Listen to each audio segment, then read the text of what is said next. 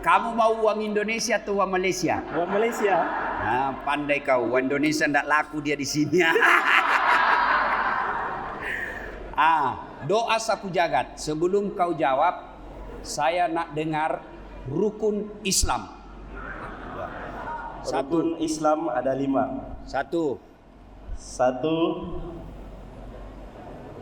Mengucapkan 2 kalimat syahadat. 2. Beriman kepada Allah. 3. Menunaikan ibadah Solat. 4. 4. Beriman kepada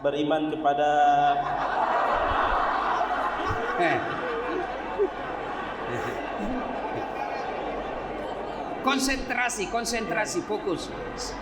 Rukun Islam ada 6.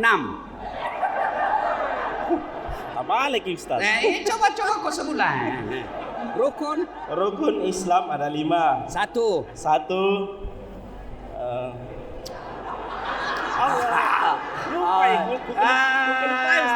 Bikin malu kau, Pak. Oke. 1. Percaya kepada bukan itu rukun iman itu salah Ustaz. Oke. Bukan lupa ya, oke. 1 rukun Islam mengucapkan 2 kalimat syahadat. 2. Kedua, sholat 5 waktu. Ketiga, berpuasa di bulan Ramadan. 4. Keempat, menunaikan haji. 5. Kelima, zakat fitrah. Salah, tapi tak payah. Saya bagi kau hadiah. Elah. 1 lembar saja sebab salah. Itu yang tadi. Ini pertanyaan yang doa sapu jagat. Oke. Mana doa sapu jagat? Bismillahirrahmanirrahim. Allahumma rabbana atina fid dunya hasanah wa fil akhirati hasanatan wa qina azabannar. Saya bagi kau uang Indonesia sebagai cenderar hati. Oke, duduklah kau. Cedek pakai siri-siri.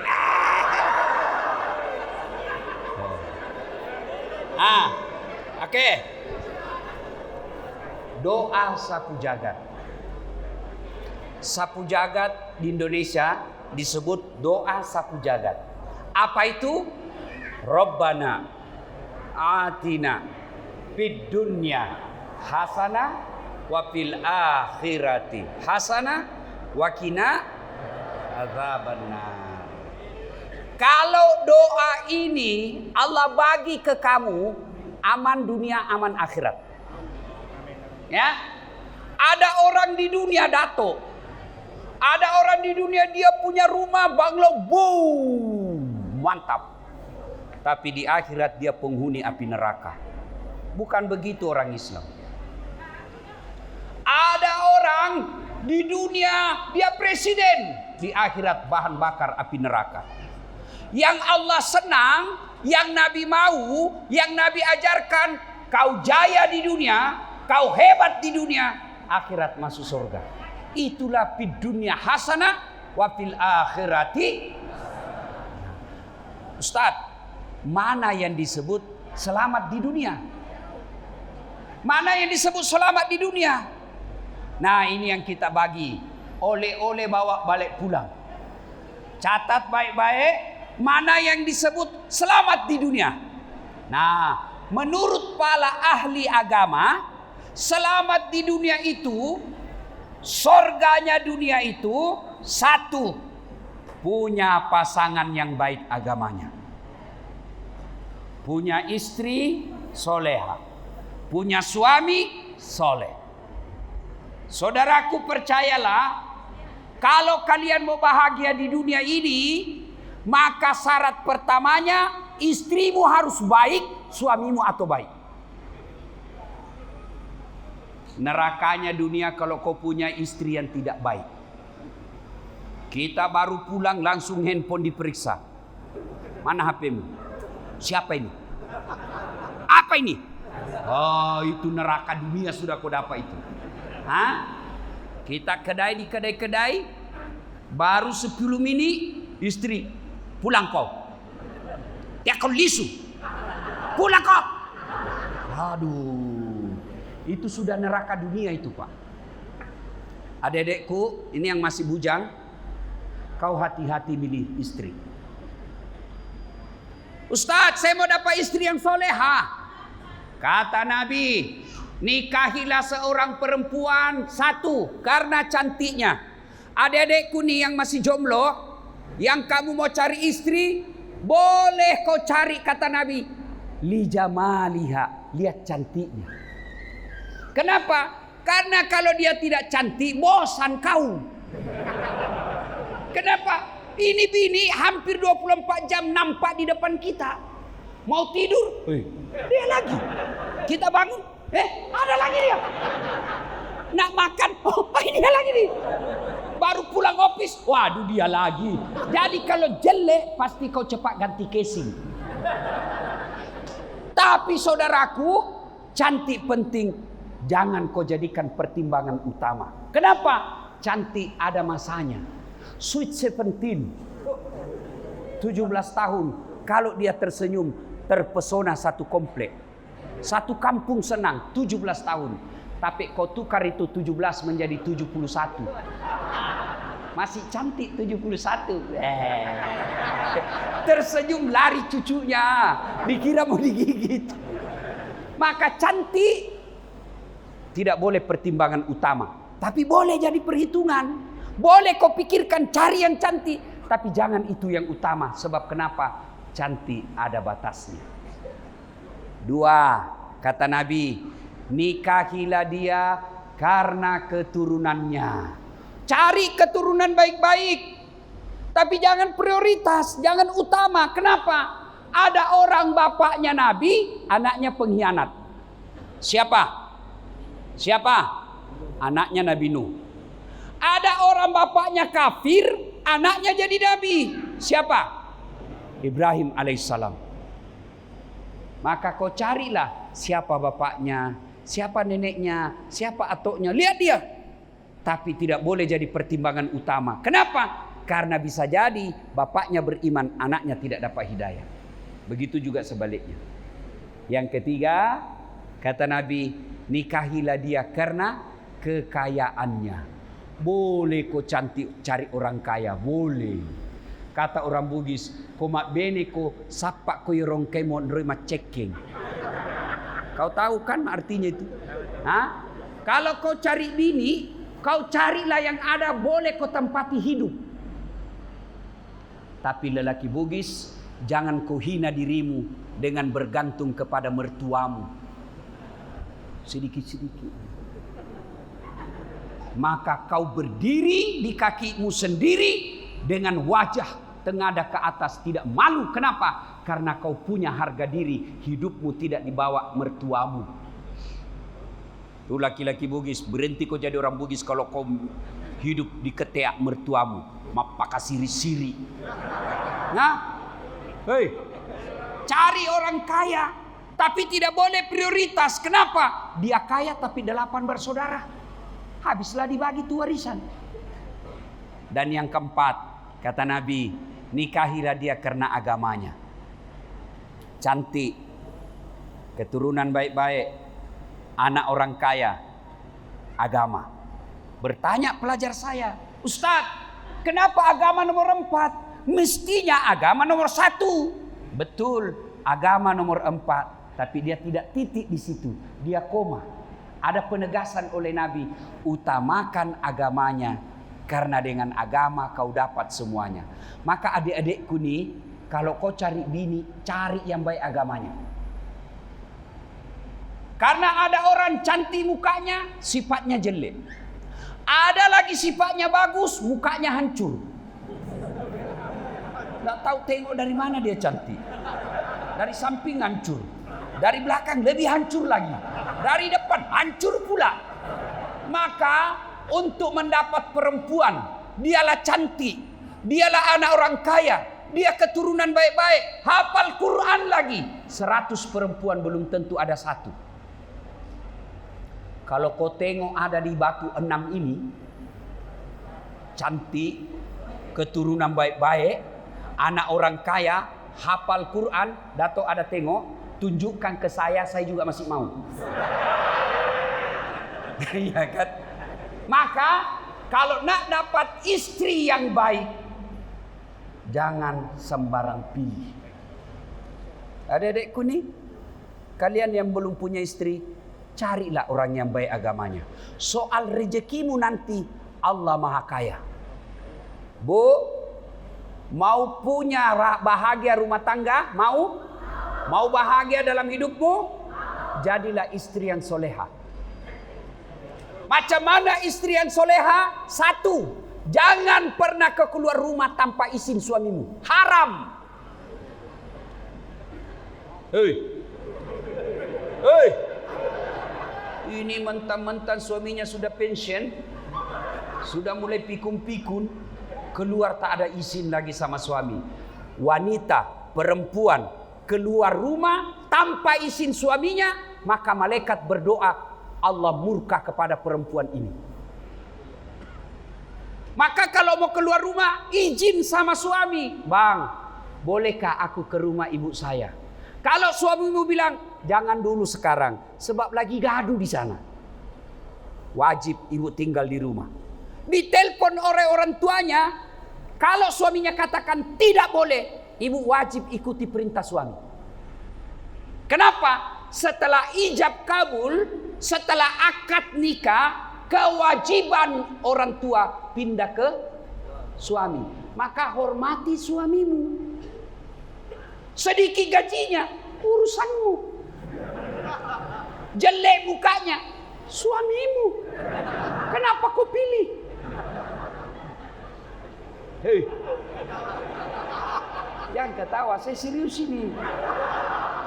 Suatu kali adalah datang melapor kepada Nabi.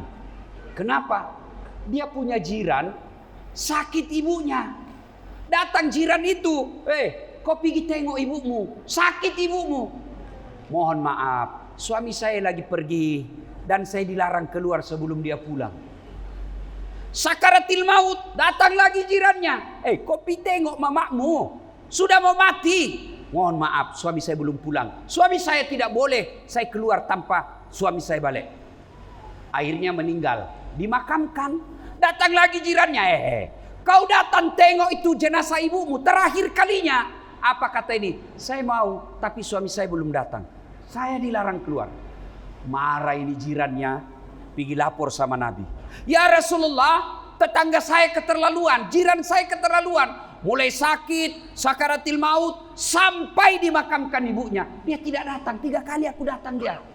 Nabi katakan, wah kenapa bisa begitu? Katanya dipesan suaminya yang lagi keluar cari nafkah. Jangan kau pernah keluar rumah sebelum saya pulang. Mendengar ini, apakah Nabi marah? Nabi bersabda, Alhamdulillah, diampuni ibu yang wafat karena punya anak, istri yang taat terhadap suaminya. Allahu Akbar. Ada suamimu, istrimu begitu di rumah?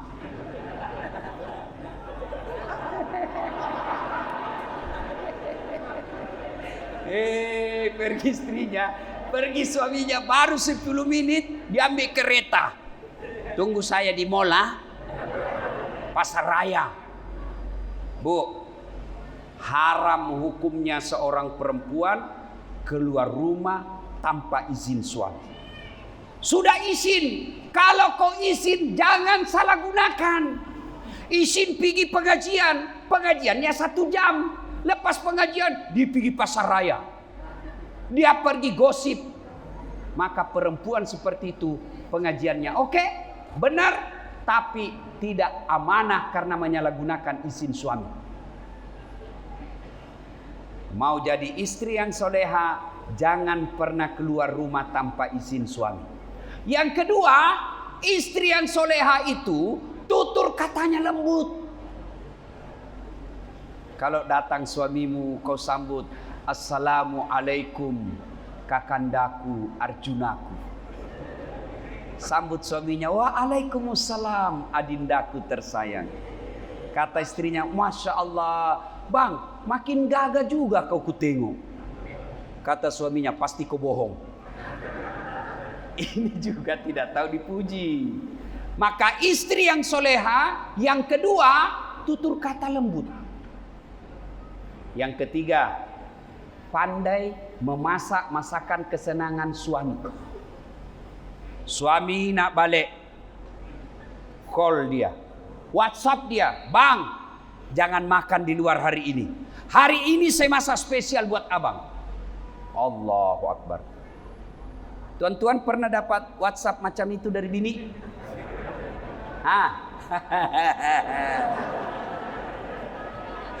Paling ke SMS, jangan lupa singgah beli minyak goreng. Jangan lupa singgah beli telur. Hoi, Pak, kalau binimu juga begitu, jangan juga kau marah. Saya pernah rasakan. Saya pergi ceramah, tiba-tiba WhatsApp-nya mamanya Ece masuk. Dia bilang, mamanya Ece, Ustadz, sudah malam, habis pembalut. Tahu pembalut? Tuh yang kalau perempuan lagi datang bulan. Tahu kan Ibu? Bungkus itu supaya tidak tembus, ya kan? Saya bilang, mati sudah saya ini. Waduh, Ustadz kondang beli pembalut. Saya masuk di kedai, saya berdoa mudah-mudahan tidak ada kenal saya. Mudah-mudahan tidak ada kenal saya. Begitu saya bayar, ada ibu-ibu datang, Ustadz beli pembalut. Saya balik lalu saya bilang, enggak apa-apa daripada saya yang hamil. Bayangkan kalau kita yang hamil, Pak. Mau rasakan hamil? Mau? You ambil kelapa dengan kulit-kulitnya, 1 biji saja, kau kasih masuk di bajumu. Kemana-mana bawa. Mau masuk tandas bawa juga. Ibu-ibu, masih ingat waktu hamil? Masih? Enak? Enak enggak? Ibu selama hamil pernah tengkurap? Apa tengkurap? Tiarap. Pernah? Hamil 7 bulan tengkurap. Macam perahu kena ombak. Iya toh? Berapa lama ibu tahan tidak tengkurap? Berapa? 9 bulan.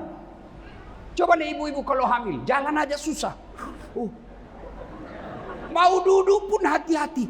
Aduh. Ya. Bayangkan Pak, istri kita 9 bulan tiada tengkurap tahan. 9 bulan. Kamu 1 bulan saja pusing kepala Pak. Masih ingat waktu melahirkan puan-puan? Masih? Ada tak perempuan melahirkan senyum? Keluar kau nak. Enggak.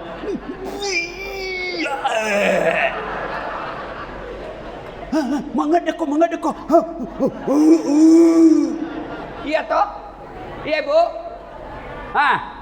Waktu melahirkan tobat saya enggak mau lagi saya hamil Bang. Ampun, terakhir sudah ini Bang. Enggak mau lagi saya. 5 bulan kemudian, hamil lagi. Yang ketiga, kata Umar, begitulah cara saya berterima kasih kepada istriku yang telah menyusui anakku. Ibu-ibu, masih ingat waktu menyusui? Apalagi waktu 7 bulan anaknya. Tumbuh giginya.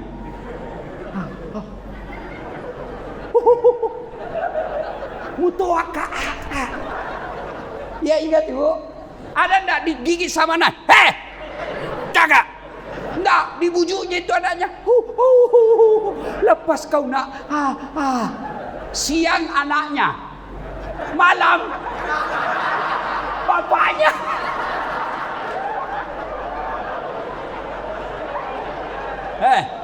Maka saudaraku, nih para suami-suami, kalau istrimu ngomel, bayangkan susahnya melahirkan. Saya Bu, waktu lihat istri saya, mamanya Cek melahirkan, saya bilang begini, kalau ada suami yang kurang ajar sama istrinya, suruh tengok melahirkan perempuan. Coba deh itu perempuan kalau melahirkan, pilihannya hanya 2, setengah mati atau mati sekalian. Maka wanita, perempuan yang melahirkan lalu wafat, Allah ganjar dia kasih pahala seperti orang mati syahid. Maka muliakan istri. Kata Nabi, bukan bagian dari umatku suami yang tidak tahu memuliakan istrinya. Maka bapak-bapak nih, tuan-tuan, balik rumah cintai istrimu. Dia suka ngomel Ustaz, memang begitu perempuan. Kalau dia tidak ngomel, hati-hati, bisa jadi dia sakit. Ini tukang ngomel sama ini. Macam mana binimu tidak ngomel? Gajimu cuma 2.000. Sedikit, kebutuhan anak banyak. Itulah dia bawa ngomel. Kalau kau mau istrimu tidak ngomel, kasih banyak uangmu. Berhenti dia ngomel. Ibu juga jangan suka ngomel. Karena kalau ngomel tidak betah. Ada di Makassar, Bu, dia tanya saya, perempuan, Ustadz, kenapa suamiku tidak betah di rumah? Saya takut dia tersinggung. Kuceritakanlah, Bu, ada orang suami istri, istrinya suka mengomel. Apa sih bahasanya sini ngomel, oke? Hah? Menena. Bahasa Bugisnya menena-nena. Ya toh, kayak ikan koi. Lalu saya cerita, ini bininya suka marah-marah, ngomel. Suatu ketika suaminya bawa beli emas. Dibawa beli emas. Selepas beli emas, senang ini istrinya. Kata suaminya, dek, kita pergi lihat sumur tua ya. Dia bawa di kampungnya tengok sumur tua. Ini sumur sudah 400 tahun umurnya, Pak. Dalamnya 12 meter. Kata suaminya, dek, kau tengok ini sumur, ada ndak airnya? Ada bang, sikit saja. Kau tengok baik-baik. Ada, paling sampai sini. Dalam hati suaminya, oh berarti masih aman ini. Dekat-dekat mulut sumur, istrinya, dia dorong masuk sumur. Pak, ngomel sudah kau di situ. Tak ku dengar juga ngomel kau. Suaminya di atas santai-santai. 1 jam kemudian, tiba-tiba dalam sumur, Pak, ada makhluk keluar. Besar, tinggi, hitam. Kaget suaminya. Siapa kamu? Saya jin penunggu sumur ini. Saya sudah 400 tahun tenan-tenan dalam sumur ini. Ada perempuan ngomel aja kerjanya di dalam. Menenak-nenak saja kerjanya. Balik saya lari. Tidak tahan saya dengar romelnya ini. Maka mengerti sudah ibu ya. Jadi kalau suamimu tidak betah di rumah, pasti sebabnya ngomel. Pun kalau istri ngomel di rumah, Pak, resepnya sabar. Sabar. Tidak ada rumah tangga yang tidak ada masalahnya. Semua orang punya masalah rumah tangga. Semua rumah tangga ada soalannya. Mulai datuk kah dia, perdana menteri kah dia, orang kaya kah dia, pasti ada masalahnya. Nih. Kau kira saya tidak ada masalah rumah tangga? Allahu Akbar. Istriku selalu kutinggal, kasihan. Hampir tidak pernah di rumah. Belum lagi sekarang masalah soalan saya paling besar, Datuk. Banyak janda-janda curhat. Waduh, modus. Ustadz, bagi saya doa-doa penenang hati. Suami saya baru meninggal. Saya bagilah doa-doa dan amalan-amalan supaya tenang. Lama-lama dia bilang, Ustadz, maukah Ustadz menjadi imam dalam hidupku? Saya bilang, mohon maaf, saya bukan imam, saya penceramah. Dia kirim stiker-stiker. Allahu Akbar. Coba, ada orang dalam rumah tangga, sudah 2 kasihan anaknya, tak punya rumah, dia masih kontrak-kontrak. Ada lagi belum menikah sudah punya rumah, tapi apa soalan rumah tangganya? Tidak ada anaknya. Ada orang sampai duitnya juta-juta habis untuk apa? Punya anak, tapi Allah tidak bagi. Ada lagi punya anak, rumah ada, kereta bagus. Apa soalannya? Istrinya curang. Tidak setia. Maka semua orang punya masalah rumah tangga. Jadi kalau ada masalah rumah tanggamu, ista'inu bisabri wassalat. Sabar, perbaiki solatmu. Apa itu sabar? Kau lagi duduk-duduk begini, tiba-tiba datang suamimu tempelin kau. Sabar. Bukan sabar itu beleng-beleng. Lalu apa itu sabar? Alladzi isa asabatum musibah qalu inna lillahi wa inna ilaihi rajiun. Lagi duduk-duduk begini, ngomel-ngomel istrimu, kau ucapkan saja inna lillahi wa inna ilaihi rajiun. Kata istrimu, saya tidak mati.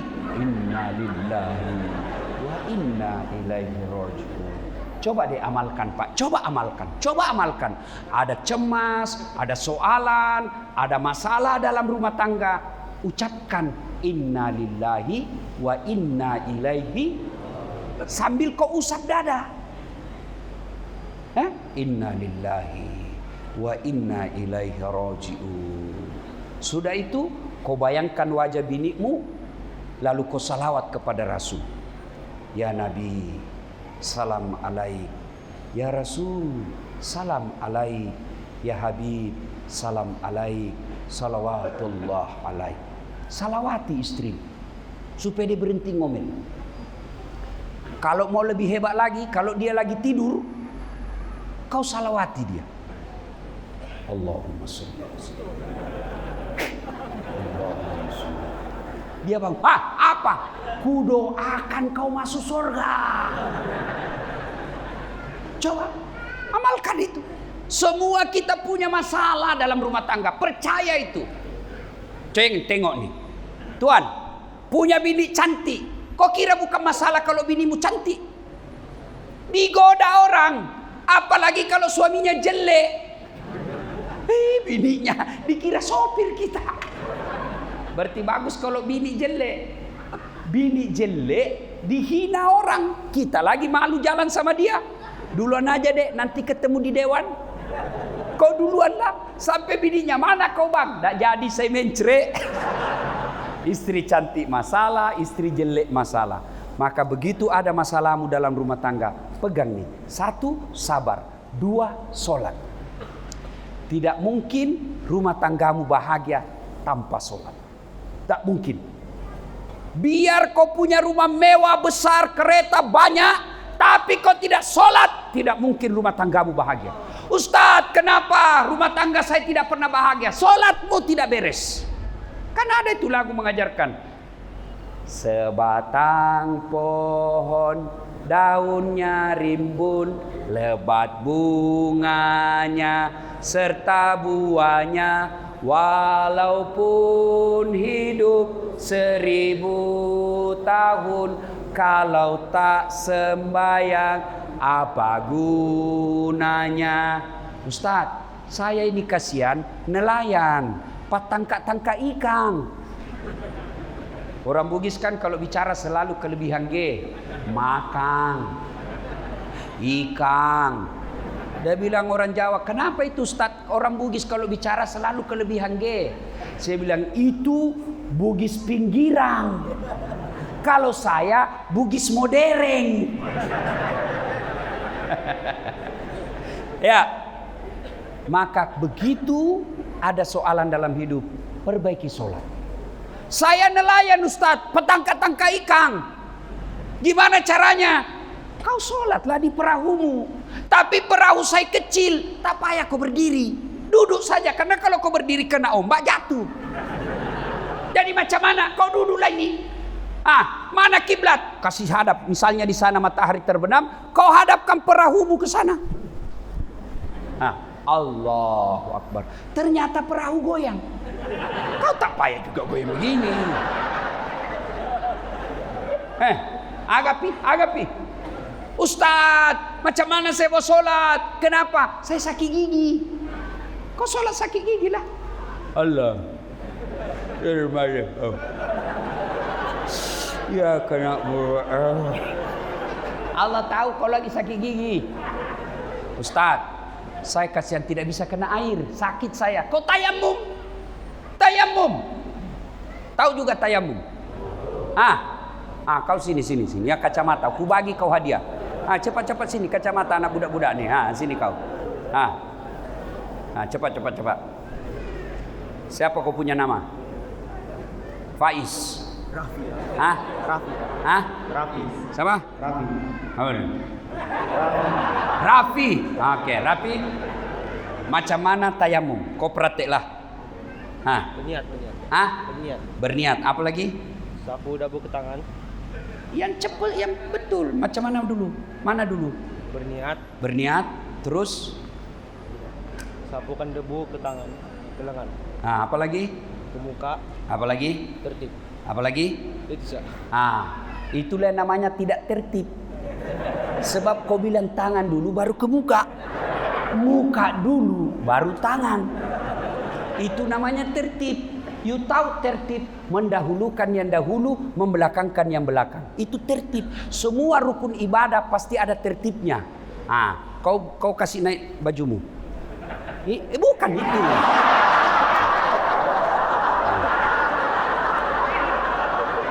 Kau tengok, ini. Oke. Ini jam tangan mesti dilepas. Meskipun dia tahan air, lepas. Kenapa? Sebab tayamum bukan pakai air, tapi usapan debu. Kau buka ini. Saya tidak ambil. Buka saja, ya. Siapa namamu tadi? Hafiz. Rapi. Rapi itu di Indonesia Raffi. Kau sini. Cincin lepas. Semua gelang lepas. Sudah itu, kau letakkan tanganmu di dinding.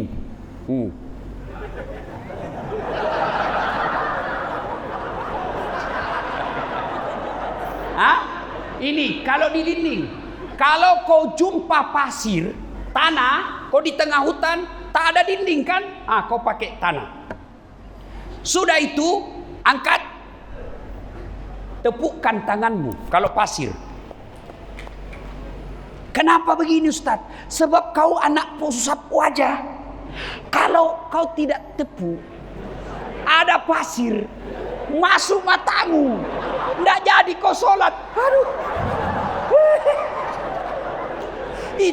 Itu maknanya tepuk dulu. Karena ini di dinding, Raffi, kau macam ini. Sudah itu buka kacamata, lepas. Usap semua wajah. Satu kali sudah sah. Selepas itu letak lagi. Macam ini cara. Tengok. Ini. Ini atas. Macam ini. Usap. Lipat siku. Ini mesti dilipat. Sebab ini ada keriput. Lepas tu macam ini. Naik. Kanan lagi bawa. Lipat lagi. Selesai. Repot ini Ustaz. Sudah kau begini sajalah. Selesai. Tak payah kau begini.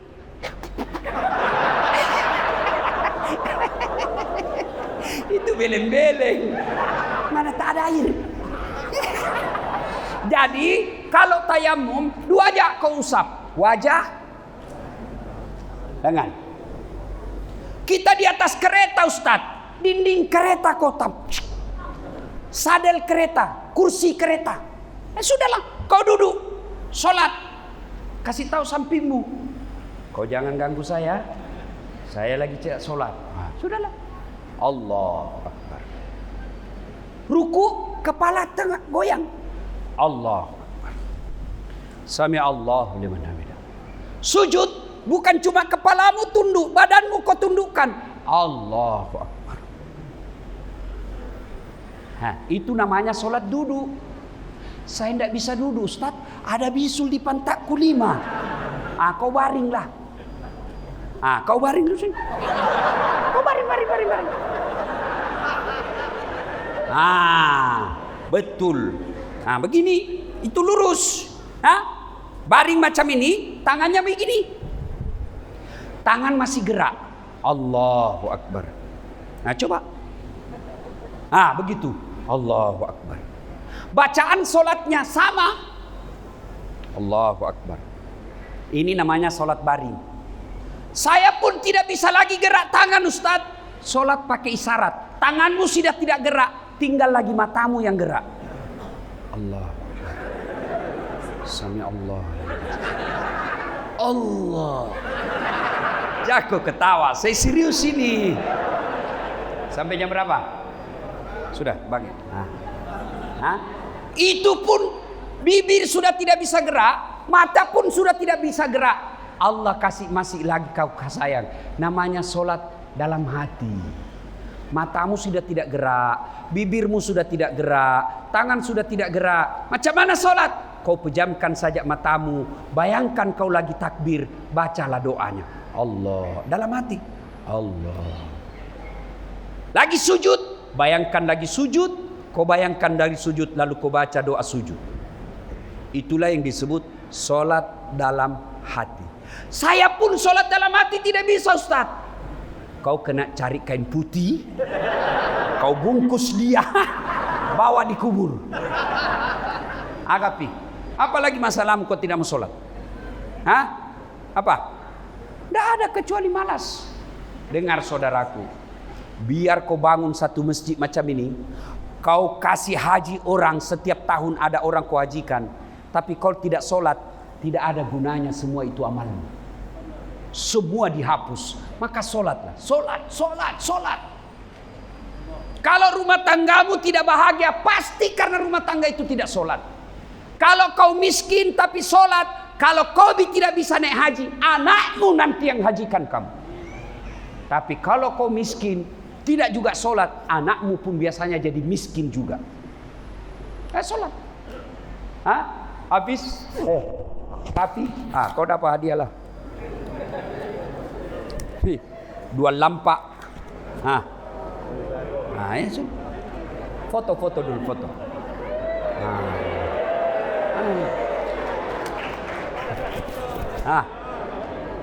Selfie kita. Kau senyumlah. Wih.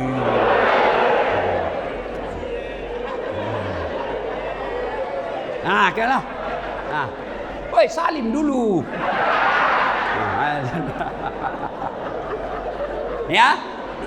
Yang kedua, tadi itu fid dunya hasanah, punya istri yang baik, punya suami yang baik. Yang kedua, punya anak yang baik. Bu, anak ini masa depan kita. Anak ini kekayaan dunia akhirat. Semua harta bakal tinggal. Tapi anak yang soleh dan soleha, meskipun kita sudah dikubur, dia berdoa setiap selesai sholat. Allahumma ghafirli wali walidayya warhamhuma kama rabbayani shaghira. Macam mana mendidik anak? Boleh kau baca buku dari London, kau baca buku dari Amerika, tapi sesat kalau kau tak buka Quran. Mana pedoman Quran dalam mendidik anak? Ada. Surah Luqman. Buka surah Luqman ayat 14 dan seterusnya. Allah ajarkan di situ, ya bunayya, wahai anakku, la tusyrik billah, jangan kau serikatkan Allah. Berarti pertama kau ajarkan anakmu, la ilaha illallah Muhammad Rasulullah. Macam mana perkenalkan tauhid ke anak? Lagu. Di Indonesia dulu waktu saya kecil ada lagu macam ini. Topi saya bundar, bundar topi saya. Kalau tidak bundar, bukan topi saya. Ganti. Tuhan saya Allah, Allah Tuhan saya. Kalau bukan Allah, bukan Tuhan saya. Itu lagu la ilaha illallah Muhammad dan Rasulullah ajarkan lagu. Saya mau tanya, berapa anaknya Nabi?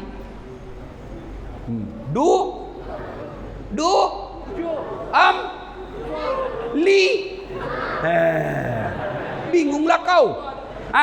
Maka saya ajarkan kalimat Muhammad dan Rasulullah, cinta kepada Nabi. Anak saya ajarkan begini. Aceh, ayo nan jaji. Anak-anak Nabi ada 7 orang 3 laki-laki, 4 perempuan. Pertama Qasim, Abdullah, Ibrahim, Zainab, Ruqayyah, Ummu Kalsum, Fatimah. Itu baru kamu tahu anaknya Nabi 3 laki-laki, 4 perempuan. Begitu caranya.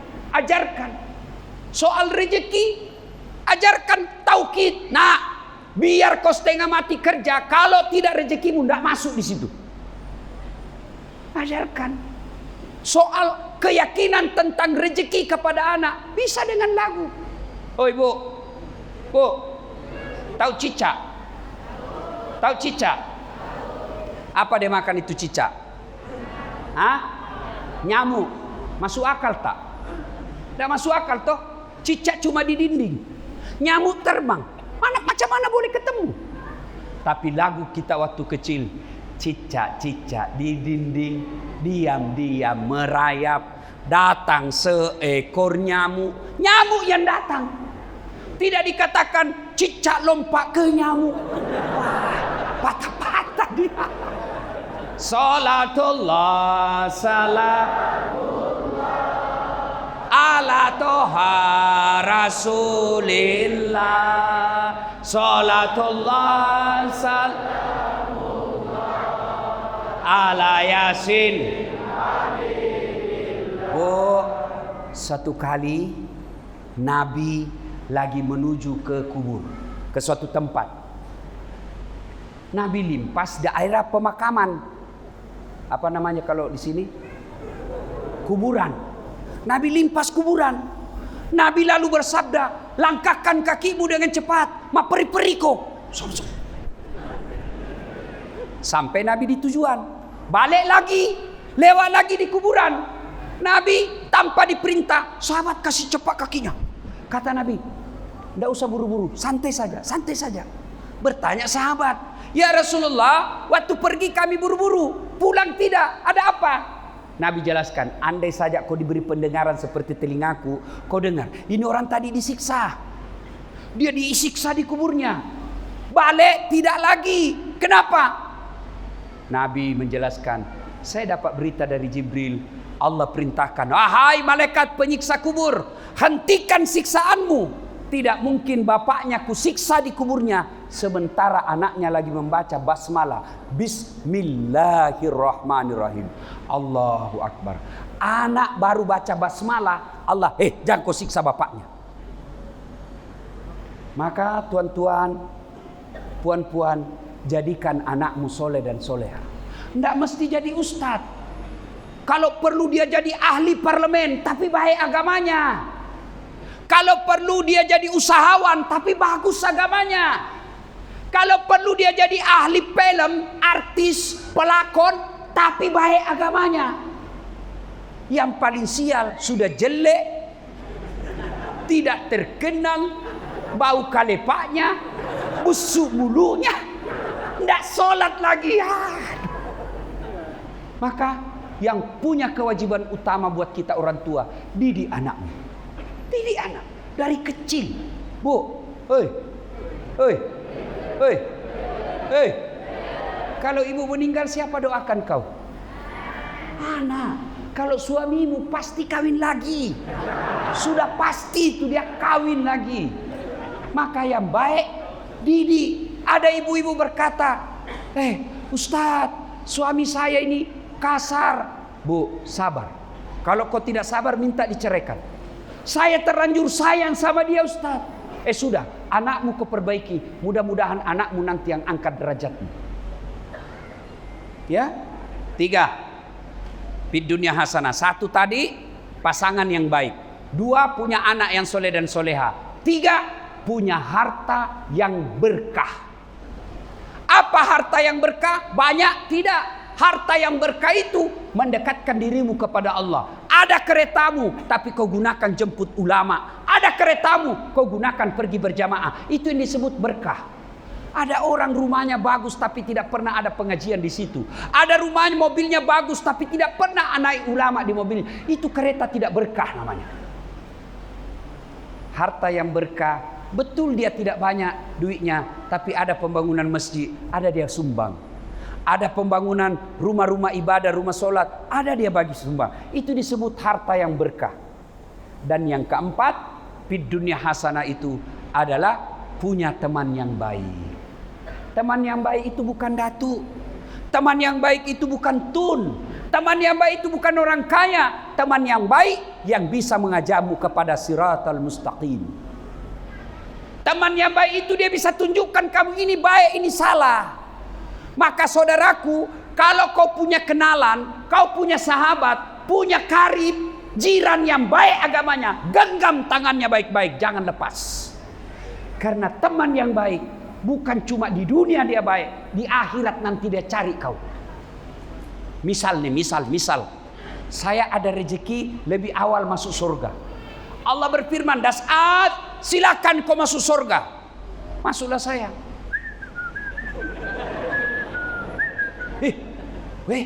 Saya istighfar. Astagfirullah. Ada kawan saya itu di Sandakan. Namanya Dato Saparudin. Benar Dato?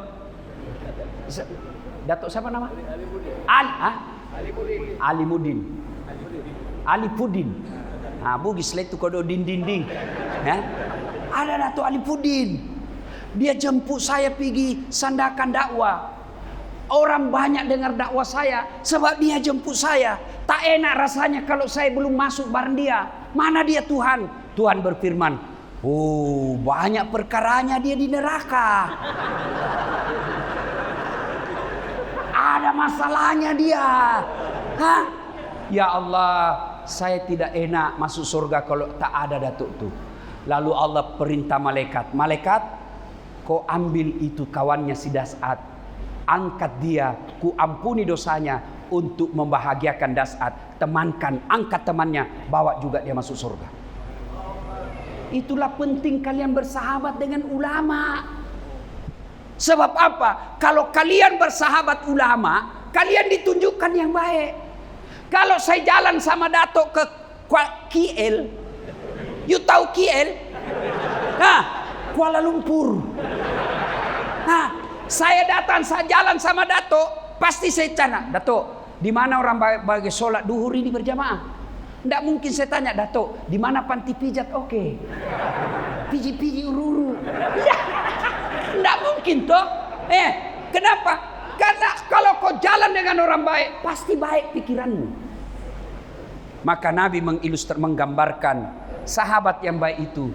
Kalau kau berteman dengan penjual parfum, kalau kau tidak dapat parfumnya, kau dapat wanginya. Iya toh? Tapi kalau kau bersahabat dengan pandai besi yang bikin parang, kalau kau tidak kena apinya, kau dapat hawa panasnya. Maka bersahabatlah dengan orang-orang soleh.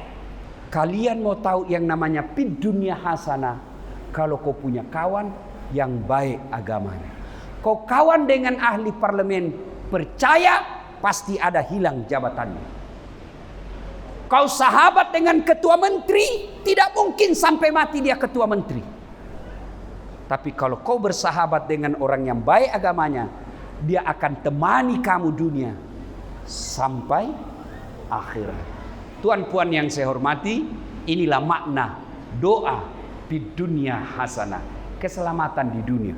Punya istri yang baik atau suami yang baik, punya anak yang soleh dan soleha, punya harta yang berkah, dan yang keempat, punya teman yang baik agamanya. Mudah-mudahan ada manfaat. Insya Allah lain waktu dan kesempatan kita akan lanjutkan. Terima kasih. Lebih dan kurangnya mohon dimaafkan. Usikum wa nafsi bitaqwallah. Assalamualaikum warahmatullahi wabarakatuh.